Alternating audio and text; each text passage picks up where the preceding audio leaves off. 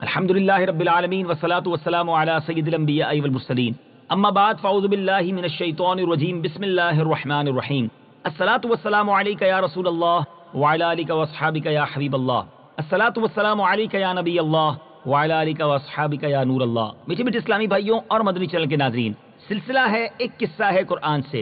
قرآن ہے میرا رہنما، قرآن شفا ہے، نور ہے قرآن، جلا دل کی میرا قرآن، رضا رب کی میرا قرآن، قرآن قرآن۔ پچھلے قصے میں ہم نے یہ سنا تھا کہ حضرت نوح علیہ السلام کی قوم کیسی قوم تھی، کتنی محنتیں، کتنی کوششیں، مگر کتنے تھوڑے لوگ ایمان لائے۔ اور پھر جب ان پر عذاب آیا تو ایک ایسا عجیب و غریب عذاب، ایک ایسی قوم، ایک ایسا ملک جہاں بظاہر سمندر نہیں تھا مگر وہاں بھی طوفان آیا، وہاں بھی سیلاب آیا۔ کس عجیب و غریب انداز میں آیا، وہ پچھلے واقعے میں ہم نے سنا، وہ کتنی بڑی موجیں تھیں وہ بھی ہم نے سنا۔ اب آگے سنتے ہیں یہ طوفان تھما تو کیسے تھما، حضرت نوح علیہ السلام کی کشتی اور جو ان کا بیٹا تھا اس کے ساتھ کیا معاملہ ہوا، آئیے سنتے ہیں۔ حضرت نوح علیہ السلام کا ایک بیٹا جس کا نام کنعان تھا، وہ صدق کے دل سے آپ پر ایمان نہیں لایا، بلکہ وہ منافق تھا اور اپنے کفر کو چھپائے رکھتا تھا، لیکن طوفان کے وقت اس نے اپنے کفر کو ظاہر کر دیا۔ حضرت نوح علیہ السلام نے کشتی پر سوار ہوتے وقت اس کو بلایا اور فرمایا کہ میرے پیارے بیٹے تم کشتی پر سوار ہو جاؤ اور کافروں کا ساتھ چھوڑ دو۔ تو اس نے کہا کہ میں طوفان میں پہاڑوں پر چڑھ کر پناہ لے لوں گا۔ تو آپ نے بڑی دل سوزی کے ساتھ فرمایا کہ بیٹا آج خدا کے عذاب سے کوئی کسی کو نہیں بچا سکتا، ہاں جس پر خداوند کریم اپنا رحم فرمائے بس وہی بچ سکتا ہے۔ باپ بیٹے میں یہ گفتگو ہو رہی تھی کہ ایک زوردار موج آئی اور کنعان غرق ہو گیا۔ اور ایک روایت میں یہ بھی آیا کہ کنعان ایک بلند پہاڑ پر چڑھ کر ایک غار میں چھپ گیا اور غار کے تمام سوراخوں کو بند کر دیا، مگر جب طوفان کی موج اس پہاڑ کی چوٹی سے ٹکرائی تو غار میں پانی بھر گیا۔ اس طرح کنعان اپنے بولو براز میں لت پت ہو کر غرق ہو گیا۔ قرآن مجید میں اللہ تبارک و تعالیٰ نے اس واقعے کے بارے میں کیا ارشاد فرمایا؟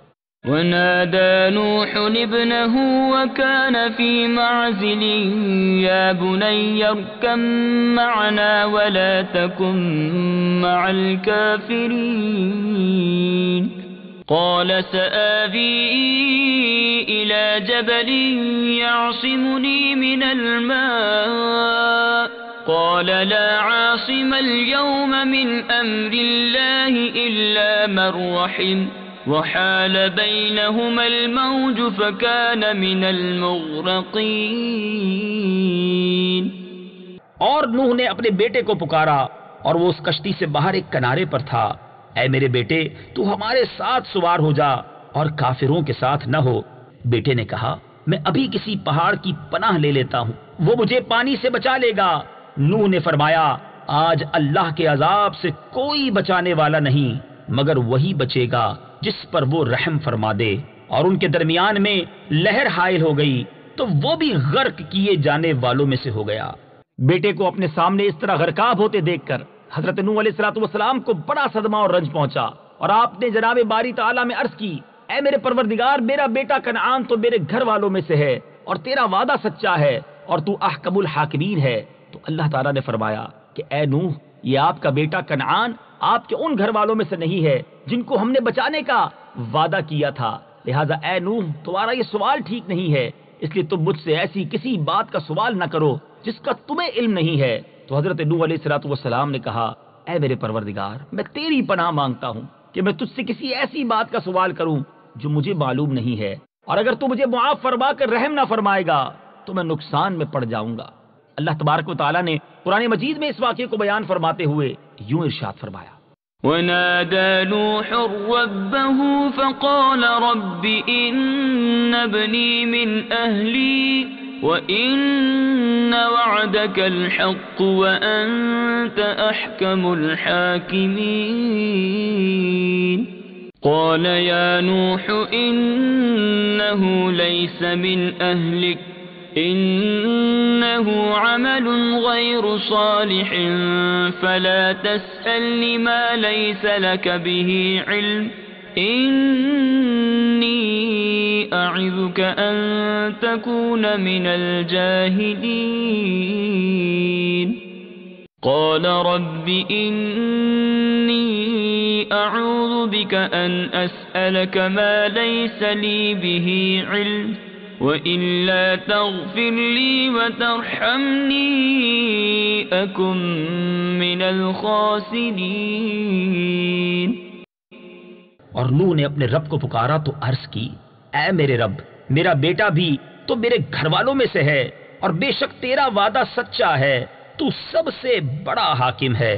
اللہ نے فرمایا، اے نوح، بے شک وہ تیرے گھر والوں میں ہرگز نہیں، بے شک اس کا عمل اچھا نہیں، پس تم مجھ سے اس بات کا سوال نہ کرو جس کا تجھے علم نہیں۔ میں تجھے نصیحت فرماتا ہوں کہ تو ان لوگوں میں سے نہ ہو جو جانتے نہیں۔ عرض کی، اے میرے رب، میں تیری پناہ چاہتا ہوں کہ تجھ سے وہ چیز مانگوں جس کا مجھے علم نہیں، اور اگر تو میری مغفرت نہ فرمائے اور مجھ پر رحم نہ فرمائے تو میں نقصان اٹھانے والوں میں سے ہو جاؤں گا۔ جب حضرت نوح علیہ السلام کی کشتی جودی پہاڑی پر پہنچ کر ٹھہر گئی اور سب کفار غرق ہو کر فنا ہو چکے، تو اللہ تعالیٰ نے زمین کو حکم دیا کہ اے زمین، جتنا پانی تجھ سے چشموں کی صورت میں نکلا ہے تو سب ان پانیوں کو پی لے، اور اے آسمان تو اپنی بارش بند کر دے۔ چنانچہ پانی گھٹنا شروع ہو گیا، طوفان تھم گیا۔ اللہ تعالیٰ نے حضرت نوح علیہ السلام کو حکم دیا کہ اے نوح، آپ کشتی سے اتر جائیے، اللہ کی طرف سے سلامتی اور برکتیں آپ پر بھی ہیں اور ان لوگوں پر بھی ہیں جو کشتی میں آپ کے ساتھ رہے۔ حدیث پاک میں آیا ہے کہ حضرت نوح علیہ السلام نے روئے زمین کی خبر لانے کے لیے کسی کو بھیجنے کا ارادہ فرمایا تو سب سے پہلے مرغی نے کہا، میں روئے زمین کی خبر لاؤں گی، تو آپ نے اس کو پکڑ لیا اور اس کے بازوؤں پر مہر لگا کر فرمایا کہ تجھ پر میری مہر ہے، تو پرندہ ہوتے ہوئے بھی لمبی اڑان نہ اڑ سکے گی اور میری امت تجھ سے فائدہ اٹھائے گی۔ پھر آپ نے کوے کو بھیجا تو وہ ایک مردار دیکھ کر اس پر گر پڑا اور واپس نہیں آیا، تو آپ نے اس پر لعنت فرما دی اور اس کے لیے بددعا فرما دی کہ وہ ہمیشہ خوف میں مبتلا رہے۔ چنانچہ کوے کو حل و حرم میں کہیں بھی پناہ نہیں ہے۔ پھر آپ نے کبوتر کو بھیجا تو وہ زمین پر نہیں اترا بلکہ ملک سبا سے زیتون کی ایک پتی چونچ میں لے کر آ گیا، تو آپ نے فرمایا تم زمین پر نہیں اترے، اس لیے پھر جاؤ اور روئے زمین کی خبر لاؤ۔ کبوتر دوبارہ روانہ ہوا اور مکہ مکرمہ میں حرم کعبہ کی زمین پر اترا اور دیکھ لیا کہ پانی زمین حرم سے ختم ہو چکا ہے اور سرخ رنگ کی مٹی ظاہر ہو گئی ہے۔ کبوتر کے دونوں پاؤں سرخ مٹی سے رنگین ہو گئے اور وہ اسی حالت میں حضرت نوح علیہ السلام کے پاس واپس آ گیا اور عرض کیا کہ اے خدا کے پیغمبر، آپ میرے گلے میں خوبصورت طوق عطا فرمائیں اور میرے پاؤں میں سرخ خضاب مرحمت فرمائیں اور مجھے زمین حرم میں سکونت کا شرف عطا فرمائیں۔ چنانچہ حضرت نوح علیہ السلام نے کبوتر کے سر پر دست شفقت پھیرا اور اس کے لیے دعا فرما دی کہ اس کے گلے میں دھاری کا ایک خوبصورت ہار پڑا رہے اور اس کے پاؤں سرخ ہو جائیں اور اس کی نسل میں خیر و برکت رہے اور اس کو زمین حرم میں سکونت کا شرف ملے۔ اللہ غنی، اللہ کے نبی کی دعا کیسے قبول ہوئی، آج اس کا مظہر ہم دیکھتے ہیں۔ قرآن اس بارے میں کیا ارشاد فرماتا ہے، اب وہ سنتے ہیں۔ وقيل يا أرض ابلعي ماءك ويا سماء أقلعي وغيض الماء وقضي الأمر واستوت على الجودي وقيل بعدا للقوم الظالمين۔ اور حکم فرمایا گیا کہ اے زمین اپنا پانی نگل جا اور اے آسمان تھم جا، اور پانی خشک کر دیا گیا اور کام تمام ہو گیا اور وہ کشتی جودی پہاڑ پر ٹھہر گئی اور فرما دیا گیا ظالموں کے لیے دوری ہے۔ حضرت نوح علیہ السلام کو کشتی سے اترنے کا حکم دے کر اللہ تبارک و تعالیٰ نے کیا ارشاد فرمایا؟ قیل یا نوح اهبط بسلام منا وبرکات علیک وعلی ممن معک۔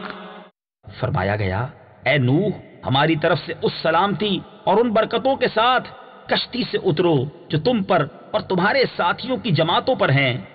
اے میرے میٹھے اسلامی بھائیوں، حضرت نوح علیہ السلام کے اس واقعے میں بڑی بڑی عبرتوں کے سامان ہیں جن کے انوار و تجلیات سے قلوب مومنین پر ایسی ایمانی روشنی پڑتی ہے جس سے مومنین کا سینہ نور عرفان اور جلوہ ایمان سے منور اور روشن ہو جاتا ہے۔ خوبصورت تجلیوں کی کچھ نشاندہی کرتے ہیں۔ نمبر 1، حضرت نوح علیہ السلام 950 برس تک اپنی قوم کی تکلیفوں اور دل خراش تانوں اور گالیوں کے باوجود صبر و تحمل کے ساتھ اپنی قوم کو ہدایت کا درس دیتے رہے جب تک ان پر وحی نہیں آ گئی کہ یہ لوگ اب ایمان نہیں لائیں گے۔ اس وقت آپ برابر ہدایت کا درس دیتے رہے۔ جب بذریعہ وحی آپ کو یہ پتہ چل گیا کہ یہ لوگ اب ایمان نہیں لائیں گے، تو اب آپ ان کے ایمان سے مایوس ہوئے اور آپ نے ان ظالموں کے لیے ہلاکت کی دعا فرمائی۔ اے میرے میٹھے اسلامی بھائیوں، ہم سب مبلغین کے لیے یہ کیسا درس ہے، ہمت نہیں ہارنی چاہیے۔ آج چند بیان، چند مدنی قافلے یا کچھ کوششیں کرنے کے بعد اگر کوئی ساتھ نہیں دیتا تو دل ٹوٹ جاتا ہے۔ اللہ کے نبی ہیں حضرت نوح علیہ السلام، اور 950 سال کی تبلیغ کے بعد، 950 سال کی کوششوں کے بعد فقط 80 کا قافلہ ایسا بنتا ہے جو ایمان والے ہیں۔ یہ ہم سب کے لیے صبر کی، عزم کی، استقلال کی کیسی مثال ہے۔ اللہ مجھے بھی ہمت عطا فرمائے، آپ کو بھی ہمت کے ساتھ کوششیں کرتے رہنے کی توفیق عطا فرمائے۔ دوسری بات، حضرت نوح علیہ السلام اور مومنین طوفان کے عظیم سیلاب میں، جبکہ طوفان کی موجیں پہاڑوں کی طرح سر اٹھا رہی تھی، کشتی پر سوار تھے، اور طوفانی موجوں کے سیلاب عظیم میں ایک تنکے کی طرح یہ کشتی ہچکولے کھاتے چلی جا رہی تھی، مگر حضرت نوح علیہ السلام اور مومنین توکل کی ایسی منزل میں تھے، اس بلندی پر تھے کہ نہ ان لوگوں کو کوئی گھبراہٹ تھی، نہ کوئی پریشانی۔ اس میں مومنین کے لیے ہدایت ہے کہ بڑے سے بڑی مصیبت کے وقت بھی مومن کو اللہ تبارک و تعالیٰ پر بھروسہ اور مطمئن رہنا چاہیے، ایمان مضبوط ہونا چاہیے۔ حضرت نوح علیہ السلام کا بیٹا کنعان کافر تھا۔ اس سے پتہ چلتا ہے کہ نیکوں کی اولاد کے لیے ضروری نہیں ہے کہ وہ بھی نیکی ہوں، بروں کی اولاد اچھی اور اچھوں کی اولاد بری ہو سکتی ہے۔ یہ اللہ تبارک و تعالیٰ کی مشیت اور مرضی پر موقوف ہے، وہ جس کو چاہے اچھا بنا دے اور جس کو چاہے برا بنا دے۔ یہاں ان لوگوں کے لیے درس ہے کہ جو بعض اوقات یہ کہتے نظر آتے ہیں کہ ہمارے فیملی میں فلاں بزرگ تھے تو میرے دادا پر دادا اتنے بڑے پیر صاحب تھے یا اتنے بڑے نیک آدمی تھے۔ اچھی بات، نسبتوں کی برکتیں ضرور ہوتی ہیں، لیکن بزرگوں کی اولاد کو تو اور عبادت کی طرف اور ریاضت کی طرف اور اپنے اعمال کی بہتری کی طرف آنا چاہیے۔ ضروری نہیں ہوتا کہ والد نیک ہو، دادا نیک ہو تو بیٹا یا پوتا بھی نیک ہوگا، اس کو خود اس نیکی کی طرف کوشش کرنی ہوگی۔ اللہ تبارک و تعالی ہماری اولادوں کو ہماری مغفرت کا ذریعہ بنائے، ہمارے لیے ثواب جاریہ کا باعث بنائے۔ اللہ کریم سے دعا ہے قرآن پاک کی اس عظیم واقعے کی برکتیں ہمیں نصیب فرمائے، مزید قرآن پاک پڑھتے رہنے کی، اس کو سمجھنے کی کوشش کرنے کی توفیق عطا فرمائے۔ مدنی چینل دیکھتے رہیے گا، پھر ایک واقعہ قرآن لے کر حاضر ہوں گے۔ صلو علی الحبیب صلی اللہ تعالی علی محمد صلی اللہ علیہ وسلم۔